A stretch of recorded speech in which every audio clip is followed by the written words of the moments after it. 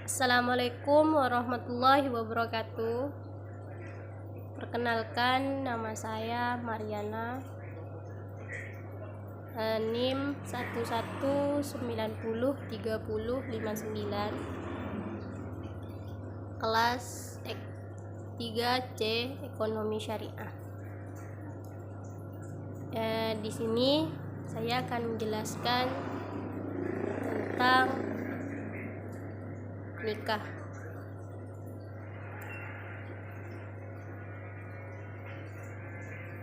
Dalam firman Allah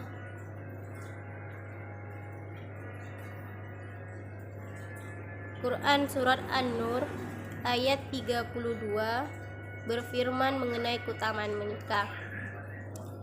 Bahkan Allah Subhanahu wa Ta'ala akan memberikan karunia-Nya kepada laki-laki dan perempuan yang telah menikah. Di dalam firman-Nya yang berbunyi, wa ankihu ayyama minkum was-solihina min ibadikum wa imaikum yakunu fuqara yughnihimullahu min fadli wallahu wasi'un alim, yang berarti, dan nikahlah orang-orang yang masih membujang di antara kamu dan juga orang-orang yang layak menikah dari hamba-hamba sahayamu yang laki-laki ataupun perempuan. Jika mereka miskin, Allah akan memberikan kemampuan kepada mereka dengan karunia-Nya, dan Allah Maha Luas dan Maha Mengetahui. Dari firman Allah di atas dapat kita artikan, menikah ini sangatlah dianjurkan bagi perempuan atau laki-laki yang telah layak untuk menikah. Udah pantas gitu, umurnya udah cukup, pikirannya udah matang, apabila jika tidak memiliki uang atau rezeki, miskin begitulah, tapi dia itu mampu untuk melaksanakan pernikahan, maka menikah saja. Karena dalam firman Allah tadi dalam surat An-Nur, kita jika tidak memiliki apa-apa, Allah itu Maha Mengetahui dan Maha Luas. Insyaallah Allah akan meluaskan rezeki dari orang tersebut. Jangan khawatir.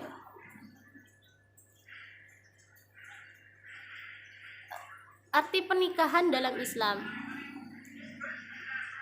Nikah berarti menghimpun. Dalam pengertian fikih, nikah adalah akad yang mengandung kebolehan melakukan hubungan suami istri dengan lafaz nikah atau kawin.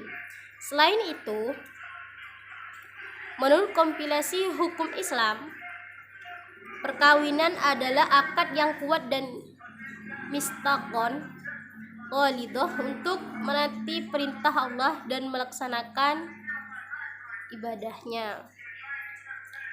Tujuan pernikahan sendiri dalam Islam itu dikutip dalam buku Fikih Keluarga karya Rizm Aizid. Tujuan menikah itu sendiri dalam Islam ialah untuk membina keluarga sakinah, mawaddah, warahmah. Hal itu tertuang dalam Quran Surah Ar-Rum ayat 21 yang berbunyi, wa min ayatihi an khalaqalakum min anfusikum arwajan litaskunu ilaiha wa ja'ala bainakum mawaddatan wa rahmah fi dzalika laayatil liqaumin yatafakkarun, yang artinya, dan di antara tanda-tanda kebesarannya dia menciptakan pasangan untukmu dari jenismu sendiri, agar kamu cenderung dan merasa tentram kepadanya. Dan dia menjadikan di antara kamu rasa kasih sayang dan mencintai satu sama lain, Sungguh pada yang demikian itu benar-benar terdapat tanda-tanda kebesaran Allah bagi kaum-kaum yang berfikir. Dan diriwayatkan dari hadis Muslim bahwasanya Rasulullah Shallallahu Alaihi Wasallam bersabda, "Wahai pemuda, barang siapa dari kamu telah mampu memikul beban keluarga, hendaknya segera menikah, karena dengan pernikahan engkau lebih mampu menundukkan pandanganmu dan menjaga kemaluanmu." Menikah itu tujuannya sangat banyak. Dari hadis tadi itu dapat kita artikan bahwasannya bukan saja dalam pernikahan itu kita akan membina suatu hubungan saja, tapi bisa menjaga pandangan kita, untuk menjaga pandangan kita menatap yang bukan mahramnya atau lain sebagainya, dan juga menjaga kemaluan kita agar kita terhindar dari zina. Wallahu a'lam. Selain itu, menikah juga dapat salah satu memperkuat ibadah. Apabila kita menikah, ibadah kita menjadi lebih kokoh, kuat, karena ada juga sebuah hadis yang menjelaskan ketika seorang laki-laki sempurna agamanya ketika dia setelah menikah. Karena apa? Jauh dari perkara zina, omongan zina atau lain sebagainya gitu. Makanya nikah itu bisa juga menjadi ibadah untuk orang tersebut jika orang itu telah mampu untuk melaksanakannya. Jika belum mampu, tapi secara ekonomi, tapi kan secara fisik jika telah mampu harus dilaksanakan. Jika secara ekonomi itu tinggalkan dulu, kita nikah dulu. Insyaallah Allah Maha mengetahui dan Maha meluaskan segala rezeki kita sebagai makhluknya.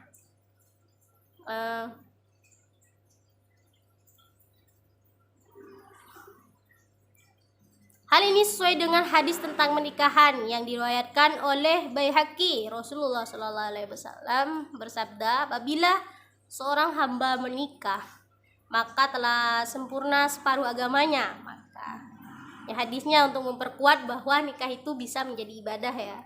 Maka takutlah kepada Allah Subhanahu wa taala untuk separuh sisanya. Tujuan menikah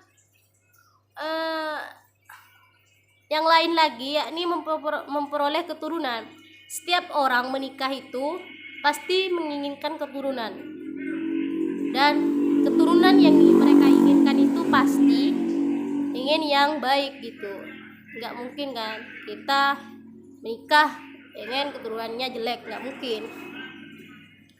Untuk menentukan dalam hadis riwayat Ahmad, Ibnu Hibbah dan Tabrani, Rasulullah Shallallahu Alaihi Wasallam bersabda, nikahilah wanita-wanita yang bersifat penyayang dan subur banyak anaknya, karena aku akan berbangga-bangga dengan jumlah kalian di hadapan umat-umat lainnya kelak pada hari kiamat.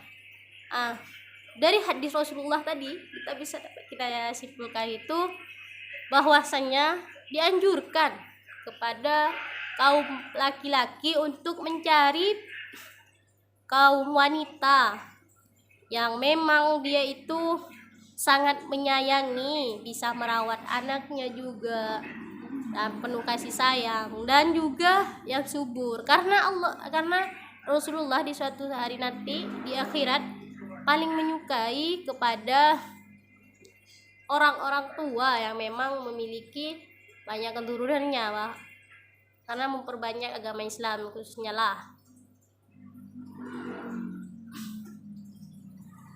Syarat pernikahan dalam Islam itu sendiri adalah yang pertama, wanita yang akan dinikahi adalah halal baginya dan bukan haram untuk sementara waktu. Misalnya gini, nanti itu kalian nikah sekarang kan, kan kebesokannya jadi haram wanita itu, tidak diperbolehkan wanita seperti itu dinikahi oleh kamu gitu sebagai laki-laki. Maksudnya itu halal untukmu berhubungan itu selamanya. Dan yang kedua, syarat nikah adalah akad harus dihadiri oleh minimal 2 orang saksi, di mana mereka harus baligh dan berakal. Jika mereka seperti anak kecil belum baligh atau belum bakal, itu tidak diperbolehkan untuk menjadi wali akad pas mau melaksanakan pernikahan itu. Dan bisa mendengarkan ijab kabul yang jelas, bukan yang itulah misalnya kan ada yang tuli gitu. Wali yang seperti itu tidak diperbolehkan dalam agama Islam, makanya itu harus berakal, baligh tadi, langsung bisa mendengarkan dengan jelas ijab kabul yang disampaikan oleh pengijab gitu. Yang ketiga, adanya wali yang memiliki kekuasaan untuk menikahkan seorang perempuan di bawah perwakilannya. Jika wanita yang ingin menikah dan jika lelaki ingin menikahi wanita, itu harus adanya wali yang mewakili wali yang menjadi wakil terhadap wanita tadi. Jika tidak memiliki wali, tidak sah pernikahan yang akan dilaksanakan oleh wanita tadi dan laki-laki tadi. Dan wanita tadi itu jika kita mengambil walinya itu dari keluarganya. Jika memang orang tuanya tidak ada, bisa pamannya. Kalau memang orang tuanya tidak ada juga, bisa saudaranya. Dan jika memang tidak bisa, kita bisa tanyakan langsung kepada pihak berwenang pas akad nikah itu.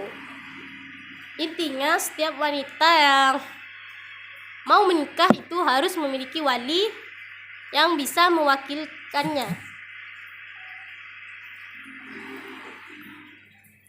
Yang keempat itu calon suami harus laki-laki.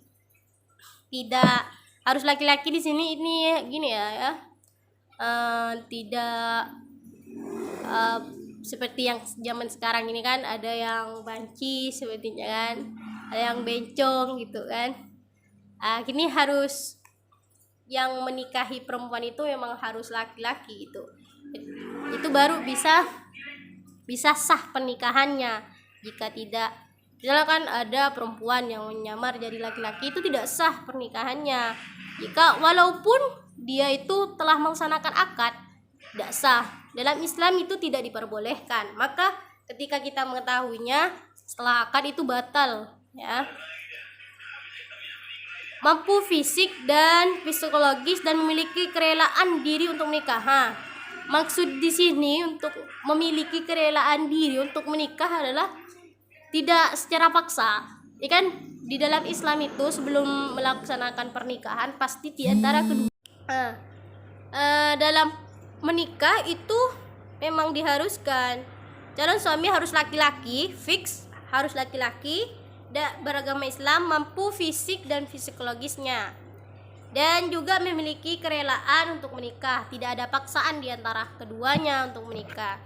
Nanti di dalam Islam itu biasanya sebelum melaksanakan akad ditanyakan oleh sang penghulu kepada yang wanita, apakah kamu siap untuk menikah? Kan? Apakah ini ada paksaan atau tidak, dan perempuan itu akan menjawab nanti kan. Dan kepada yang lelaki sebaliknya juga harus ditanya secara detail, karena di dalam Islam itu tidak diperbolehkan, sangat tidak diperbolehkan jika mereka berdua, baik laki-laki atau perempuan itu melaksanakan suatu akad atau pernikahan itu dengan paksaan. Harus memiliki kerelaan diri sendiri, kemauan, dan jika dalam itu semua telah terlaksana, bisalah tercipta keluarga yang sakinah, mawaddah, dan warahmah. Sekian penjelasan dari saya, kurang lebihnya saya mohon maaf. Wabillahi taufik wal hidayah. Assalamualaikum warahmatullahi wabarakatuh.